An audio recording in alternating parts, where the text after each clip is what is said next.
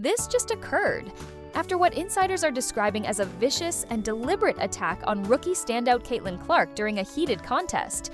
Diamond DeShields was formally suspended, shocking the entire WNBA. Multiple cameras capture the event, which shows Caitlin stumbling to the ground while clutching her side as DeShields lunges, elbows, and yells. However, that's hardly the most absurd aspect of it. DeShields was heard saying something just prior to the altercation, and it has since gone viral on X and TikTok, igniting a flurry of criticism, fan wars, and requests for a lifetime ban. The WNBA has taken prompt action by formally suspending players, but what's going on behind the scenes? The phrase career ending is being whispered by executives. And the camp of Caitlin Clark? They have finally spoken, and their words will completely change the course of this drama. This is more than a fight in court. The league is being torn apart by this full-fledged scandal, which has the potential to destroy careers, futures, and reputations. Stay put because you won't be able to speak after what comes next. Prior to the shove, prior to the suspension, prior to the name of Diamond DeShields being popular for all the wrong reasons, tension existed, and it was rapidly growing, for Caitlin Clark was no ordinary rookie. The rookie was her, the girl in gold, the sensation that went viral, that steals the headline. Before she had played her first full season, Caitlin Clark had the entire sports world watching as she went from dominating the NCAA to being the face of the WNBA. Sponsorship agreements, arenas that are completely sold out, courtside celebrities. All the games she played? A media flurry. The thing that nobody likes to speak out about, though, is this. It did not sit well with all of the league. And among the loudest murmurs in the background, DeShields Diamond, the envy no one wanted to express. Weeks prior to the altercation, sources inside the locker room started to come forward. An insider blog claimed to have heard one assistant coach say, "You could sense the animosity intensifying." Some athletes believe they only receive half the attention despite years of hard work.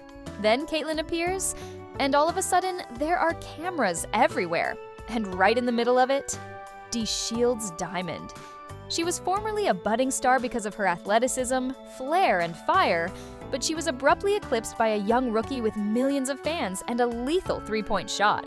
Previous events that were disregarded. They had previously experienced fierce arguments. DeShields was seen rolling her eyes when Clark was handed a contentious foul call in her favor just 3 games prior to the suspension. After Clark hit a buzzer beater in another round, cameras captured her. The majority of fans dismissed it as normal game stress. However, experts say this was only the start. According to one person close to a teammate, for weeks, Diamond had been venting. In the locker room, it was becoming personal, she claimed, and Caitlin was protected and handed the league. And everything quickly came to a head.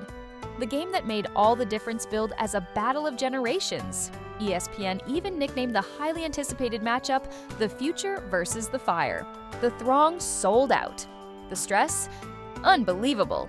It was physical from the first tip. Hard screens, talk trash, shoes that stayed out of the technicals line. DeShields, however, was agitated by a single play, a missed whistle. Caitlin Clark was awarded 2 free throws after drawing a foul during a drive to the basket. The phone call? Dubious. DeShields broke. She gave the referee a face slap, shouted something incomprehensible in the direction of the bench. Then, as she went past, she delivered what many are referring to as a cheap shot to Clark's ribs on the subsequent possession. Clark fell to the ground. There was silence in the arena. Everything was captured by cameras. Several perspectives, replayed in slow motion. Real-time crowd responses. The elbow, the descent, the smile that DeShields had on his face. All of it was shown on national television. Additionally, one boom mic captured Diamond shouting as trainers assisted Clark off the court, "I'm tired of being treated like a princess." Those 6 words, a firestorm was started by them. The repercussions start. Caitlin was eliminated from the game by the time the final buzzer sounded. DeShields declined interviews after the game. Questions from the media were already being answered by the league administration. And admirers? They didn't wait for the information. One word permeates TikTok, Instagram, and Twitter. Put her on hold. However, none anticipated what happened next, because Caitlin Clark's crew, who are typically calculated and media trained, spoke up. Furthermore, their statement wasn't merely sentimental. The shot was a warning. the WNBA made it official within 24 hours of the world's shocking elbow. Diamond DeShields is placed on indefinite leave while additional investigation is conducted. The league released a brief yet impactful statement. Player safety, respect, and sportsmanship are top priorities for the WNBA. Following a review of live audio, video, and sideline reports, the league has decided to suspend Diamond DeShields with immediate effect. Additional disciplinary measures are being considered. The internet took off. However, the WNBA's most dramatic dispute began, not long after the league suspended the league. For what followed, it wasn't merely a punishment, it was enlightening. The leaked locker room rant. Diamond DeShields' post-game locker room tirade, which left fans in shock, was leaked by an anonymous team employee less than 6 hours after the punishment was made public. Diamond can be heard shouting to teammates. In the recording, "Let them suspend me," I said. I said what I said. Her stripes haven't been earned. While we suffer because of this, the league wants a Barbie on the billboards. No, I'm done acting phony. Players' gasps were audible. An unnamed individual attempted to soothe her. She refused to accept it. Go ahead and bow down to a white girl who can jump. However, don't count on me to remain silent. That video went viral in less than 20 minutes. Fans split apart overnight. The blowback was swift and severe. On X, previously Twitter, March Band Diamond began to trend. Read the posts. It has nothing to do with basketball.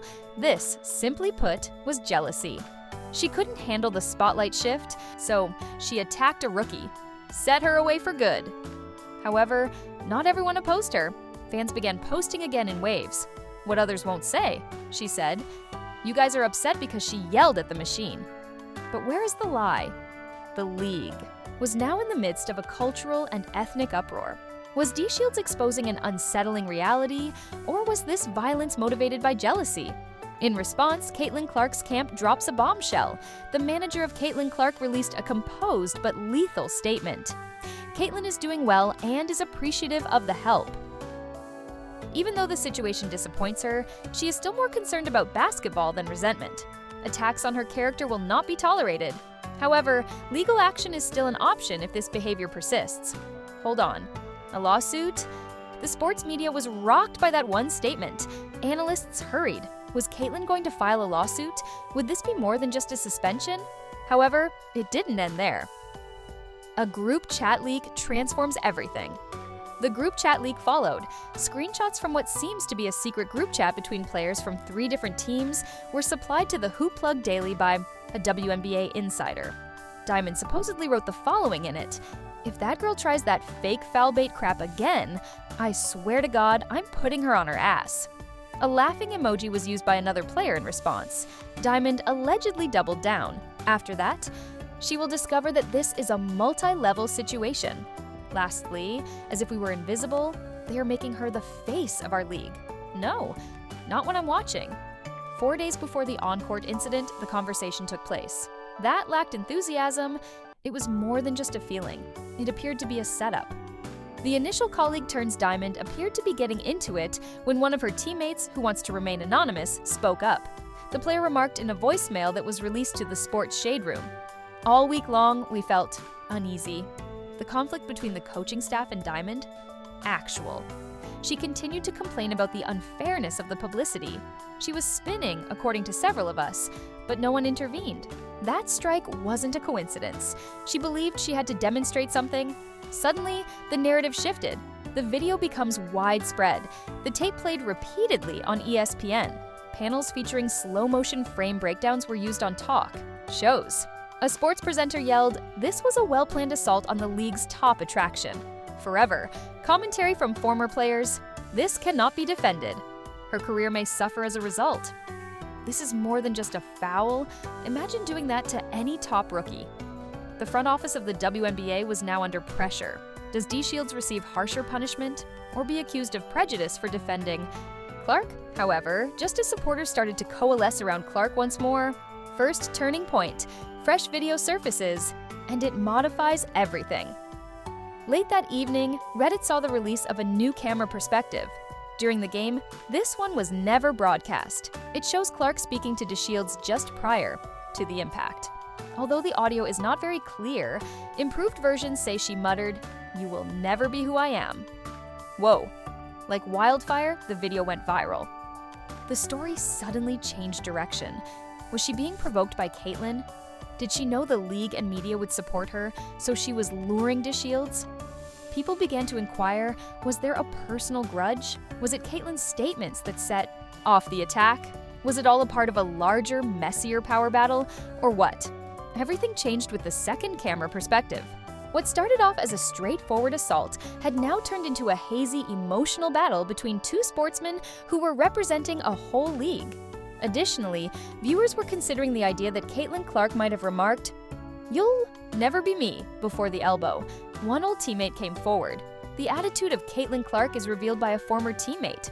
A late-night Basketball Confidential special featured the anonymous interview. Who was the whistleblower? Caitlin's old teammate from Iowa. Disguised voice, redacted name. But what did she say? "I'm sure Caitlin is fantastic. However, she had a knack for getting under people's skin. For her, trash talk was a tactic, not merely a part of the game. She was aware that she was the golden girl of the league. And occasionally, she turned that into a weapon. She was pressed by the host. Are you implying that Diamond DeShields was provoked by Caitlyn?" The player stopped, then stated, "Diamond didn't swing out of the blue, I'm saying. I promise you that Caitlyn is skilled at pushing others." Then everything blew up once more. The internet is unable to determine who to trust these days. Two hashtags predominated: Diamond Free, Yerk Preserve Caitlyn comment sections become battlefields. So Caitlyn has been provoking and grinning for the cameras out here? Nothing is justified by this. Talking trash is not assault. You guys are treating Caitlyn like she's above the game, even though Diamond may have snapped. There is no doubt that Caitlin Clark is a victim. In the meantime, TikTok edits of Caitlyn's trash talk moments from college started to appear. These included mic-edited footage of her audacious clapbacks, zoom-ins on her smirks, and the now famous mutter, "You'll never be me." Her once immaculate appearance? Now, the question, legends of the WNBA take sides. The legends followed. During a webcast, Lisa Leslie made a composed yet sharp statement. Caitlyn's game is fantastic. But in this league, nobody gets away with anything. Don't be shocked when anything burns if you're playing with fire. Tamika Catchings followed. Diamond ought to have maintained her poise. However, the double standard is well known. Would Caitlyn be suspended if the roles were reversed, or commended for her ferocity? Boom.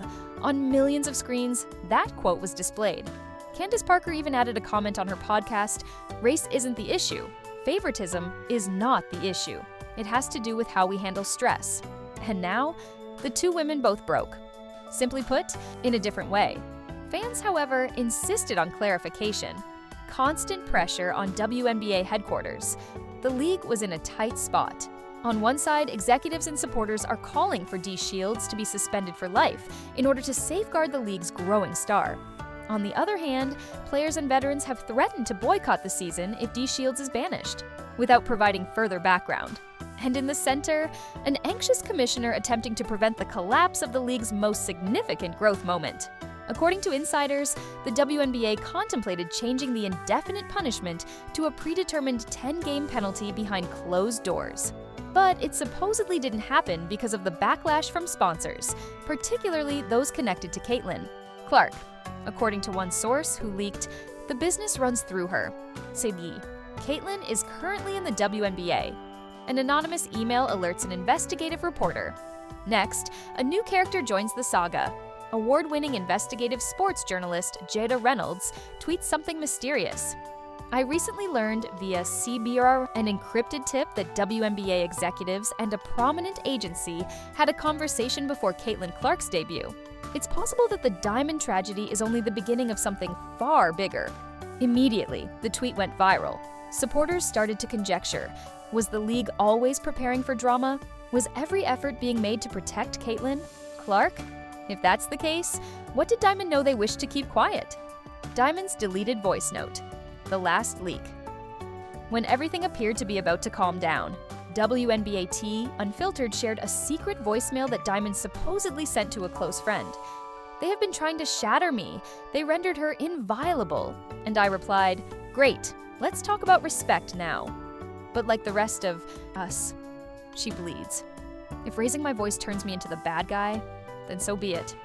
Neither the girl nor the equipment behind her frightens me. The fans were unable to speak. Was the system or the hit at issue here? Complete escalation. No one. Is untouchable Caitlyn's reputation was now tainted. Although Diamond's reputation was damaged, her followers were growing. The league is trapped in a PR firestorm. And admirers, I'm more eager than ever for the next reveal. What will happen next, though? The WNBA was more than simply a sportsy league. Once Diamond DeShields' voice memo was leaked, it served as a battlefield. What about the fans? They had no middle ground when choosing sides. War on social media, Instagram, TikTok, and Twitter X engulfed. It was impossible to go through without coming across Warzone comment sections, duets, and fiery takes. In relation to number 3 Diamond, Caitlyn has been verbally shoving and playing the victim. Diamond defended all of the league's underappreciated black players. They wished to have her removed, not punished. Under number Caitlyn Protect, she was assaulted for being good, and she is 22 years old. Diamond would receive a 1-year suspension if this occurred in the NBA. Haters are upset because they aren't the ones causing the league's growth. There were memes everywhere. Protected by WNBA HQ is written on a picture of Caitlyn wearing body armor. A blazing diamond illustration that reads, "Banned but unbothered." Rumble in the Paint, the untold rivalry, is an edit of both with boxing gloves on. Then, however, came the actual change, when the WNBA's own teams began taking sides. Teams and players make it public. Who will talk first? Skylar Diggins-Smith posted on Twitter, "They advised us to maintain our elegance. However, only if we are not the targets of the attack." Arike Ogunbowale then jabbed back, "Allow them to show preference. When the locker rooms are quiet, we'll see how that goes." Becky Hammon, the head coach of the Aces, was powerless to resist. "I recognize irritation when I see it, but I don't support violence. Some of you wouldn't be able to handle the attention that Caitlyn receives. It was more than just a player feud now. A crisis of league identity was developing. The teaser that started a fire. Suddenly, a brand new documentary trailer with the title, The Caitlyn Clark Bias, a Foul Play. An independent production company posted the teaser, which featured black and white snippets of Caitlyn passing. By cameras that flash, Diamond is seated quietly in the changing area. Retired athletes quotes stating stuff like, "You won't ever see a Nike deal if you're not their chosen one." The last line in the teaser, "It's not about a single infraction. It has to do with a system that never intended for you to be there." Views? 3 million in a day. Fans of Caitlyn referred to it as slander. Supporters of Diamond referred to it as truth finally getting a mic. Sponsors start to worry. Brand representatives started making silent calls. A Caitlyn-endorsed sneaker contract was on hold, according to 2 insider leaks. According to reports, Diamond's collaboration with a well-known athletic clothing company was terminated on the same day that the group chat leak surfaced. According to an unnamed sports marketing executive, this dispute is too loud. Nobody wants to publicly take a position they don't agree with. Not quite yet. The scariest fear of the WNBA, the very exposure they had worked so hard to create, tore the league apart. Public declarations from all around, even celebrities from outside the area joined in. During Instagram Live, Draymond Green. "Although Caitlyn is cold, she is not invincible. The WNBA must learn to embrace authenticity." Gabrielle Union posted on Twitter, "It might be time to examine your power. Not just your public relations team, if maintaining your reputation requires sacrificing someone else's career." On TNT, Shaquille O'Neal. Both of them are canines.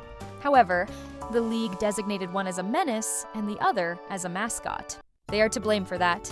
This level of attention was unprecedented for the WNBA. And now, they had no control over it. A letter leaked by unidentified players. Then, the most startling action of all occurred.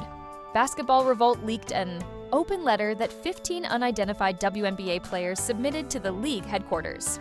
"We call for open and honest procedures that address disciplinary bias, media shielding, and favoritism. Don't ask the rest of us to act like we're part of the story if the WNBA only wants one." The league remained silent. However, the harm had already been done. When the mayhem seemed to have reached its breaking point, the story was exposed by a private leak. On her private Substack, Reputable sports writer Tasha Renee shared a redacted document with the title WNBA Marketing Division, Q1 Strategy Notes, Preseason Meeting Log. Within the document, a startling bullet point in the Star Initiative 2024 Push section, CC launch Chamber Priority. Make sure that all the optics are still favorable. The integration of rookies must be supported by all narrative control. Reduce the amount of public dispute. Present resistance as resistance to growth. CC, Caitlin Clark. There was no denying the initials. 2 weeks prior to the start of the season, the file was dated. However, it gets worse. Everything changes with one name.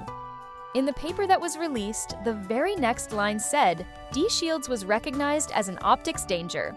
It is advised to monitor. Controls for messaging are prepared. Hold on.